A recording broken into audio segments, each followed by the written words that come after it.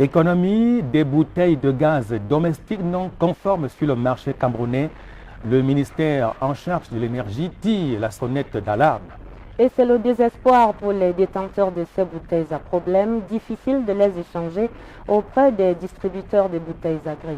Il s'agit d'un véritable casse-tête dans les ménages. Cas pratique à Yaoundé dans ce reportage que signe Adrien Babaïgui.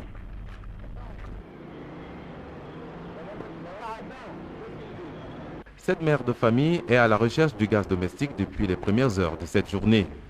Jusqu'à présent, aucun distributeur de gaz domestique n'a accepté cette bouteille. Partout où on part, on ne veut plus. Depuis qu'elle fait le tour de Yaoundé avec elle avec ma moto, il faut qu'elle me donne un sperme. Elle même n'y a pas chier.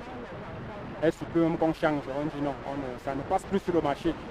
Les supplications de cette dame n'ont pas d'effet sur ses interlocuteurs, tout au moins jusqu'à présent.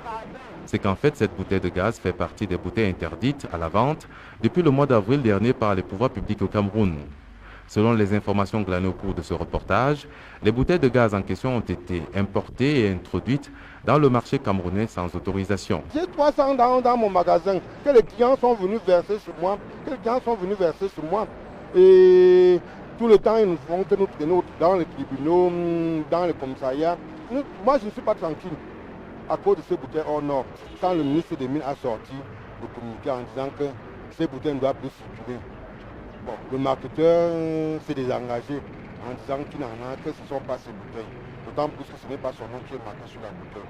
Donc aujourd'hui, moi je suis désemparé. Je ne sais pas quoi faire de ces bouteilles. Ce sont des bouteilles d'une masse de 12,5 kg qui ne sont reconnues par les marketeurs locaux agréés.